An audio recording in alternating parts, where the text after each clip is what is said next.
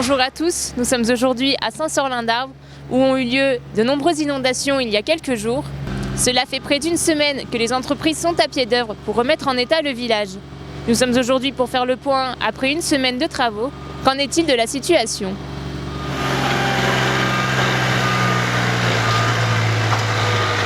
Fabrice Baudret, bonjour. Bonjour. Vous êtes le maire de Saint-Sorlin-d'Arves. Donc on est ici pour faire un petit peu le bilan sur la catastrophe qui s'est passée ces derniers jours. Est-ce que vous pouvez nous dire quelques mots à ce sujet ? Oui, bien sûr. Alors, il est vrai que mardi, ça a énormément plu toute la journée. Et du fait qu'on avait déjà environ 40-50 cm de neige sur les hauteurs, la neige a fondu rapidement avec le phénomène de pluie par-dessus et ça fait une quantité d'eau énorme. Ensuite, ce qui s'est passé, on a eu un petit glissement de terrain sur le haut. Ça fait une poche d'eau. Et au bout d'un moment, elle a lâché d'un coup sec et ça crée une lave torrentielle qui est venue remplir la retenue, la plage de dépôt qu'on a là derrière. La plage de dépôt, en fait, c'est un piège à matériaux, c'est pour éviter que ça aille dans le village. Mais elle n'était pas assez grande et ça a quand même débordé, passé par-dessus le village. À savoir que elle avait une capacité de 200 mètres cubes jusqu'à l'année passée. Et l'année passée, le syndicat Pays de Maurienne avec RTM l'ont agrandi pour avoir une capacité d'environ 1000 mètres cubes. Mais ça n'a pas suffi. Et je me dis heureusement qu'il y a eu cette intervention, parce que sinon on aurait eu encore 800 mètres cubes de plus dans le village. Et donc là, le gros de la catastrophe est vraiment survenu pendant la nuit. Est-ce que pendant la journée, on voyait qu'il y avait un peu des précipitations assez fortes ? Est-ce qu'on s'attendait à ce que ça prenne une telle ampleur ? Alors c'est vrai que sur le coup de 18 heures, il y avait des élus sur place qui surveillaient un peu la montée de l'eau et de la boue derrière la plage de dépôt. Et elle s'est remplie en moins d'une demi-heure. Ça arrivait à une vague assez rapidement. Donc on a tout de suite déclenché des pelles mécaniques. Donc il y a Yves Belot avec sa pelle mécanique qui s'est mise sur le pont le plus bas pour essayer de déboucher à mesure pour faire passer le cours d'eau. Après il y a la société de 3BTP qui est vite arrivée avec une autre pelle qui s'est mise un peu plus haut. Et tout au long de la nuit, on a intervenu avec des machines environ jusqu'à 2 heures du matin, ce qui a permis de maintenir le ruisseau à peu près dans le lit initial pour éviter que ça aille trop contre les maisons. Et le lendemain matin, à partir de 6h30,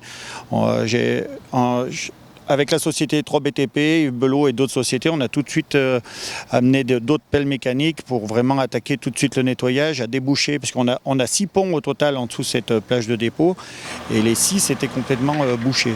Du coup, l'urgence était de déboucher pour remettre le ruisseau dans le lit, et pour pouvoir commencer à nettoyer dans la foulée, quoi.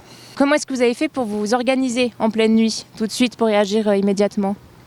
Alors oui, à partir de 19h30, 20h, une fois que la crue a débordé, en fait, on ne peut rien faire. On peut simplement la maintenir, comme je vous disais, le maximum dans le lit du ruisseau pour que ça aille pas trop faire de dégâts aux habitations.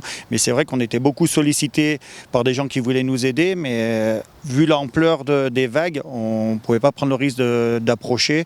Il y a uniquement les pelles mécaniques qui sont intervenues jusqu'à 2h du matin. Et par contre, dès le lendemain matin, on a eu un élan de solidarité énorme. Alors on leur disait qu'on n'avait pas besoin tout de suite, parce que tant qu'on n'avait pas évacué avec les matériels de travaux publics tous les matériaux, on n'avait pas besoin de petites mains, entre guillemets, pour nous aider à nettoyer. D'accord. Donc là, tout au long de cette semaine, on a pu voir sur plusieurs vidéos l'ampleur des dégâts que cela a engendré. Est-ce que vous allez recevoir des aides pour venir un petit peu réparer tout ça ? Alors oui, on a fait plusieurs réunions, on va avoir des aides du département, de la région. Après, pour tout ce qui est le curage de la plage de dépôt, c'est le syndicat Pays de Maurienne dans le cadre GEMAPI qui va le financer.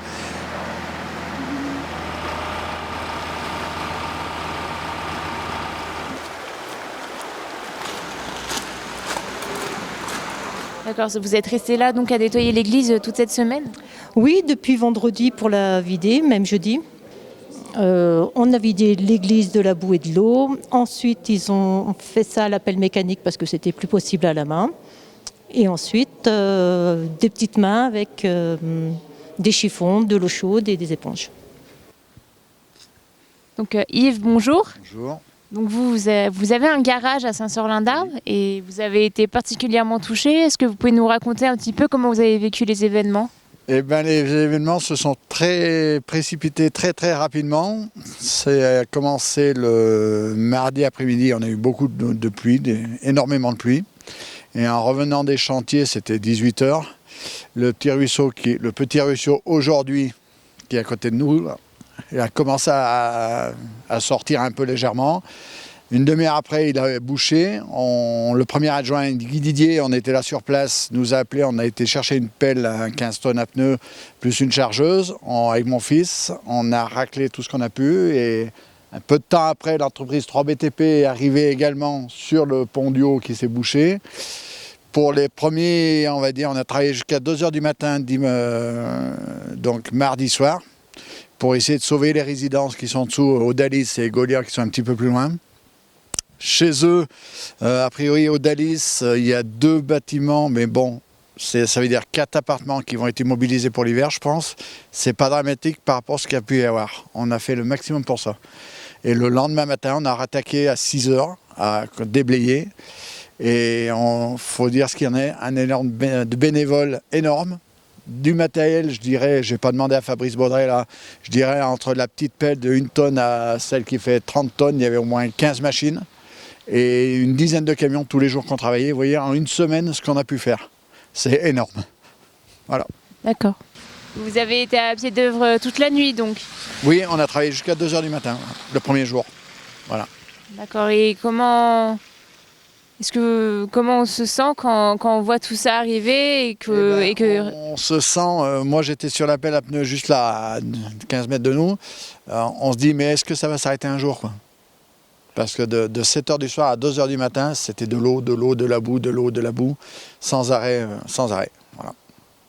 Enfin bon, c'est ce que j'ai déjà dit à vos confrères. Il n'y a que du matériel en dégâts. C'est déjà bien. Donc on constate une semaine après les événements que la station de Saint-Sorlin-d'Arves a toujours un fort élan de bénévolat, que toutes ces actions se poursuivent.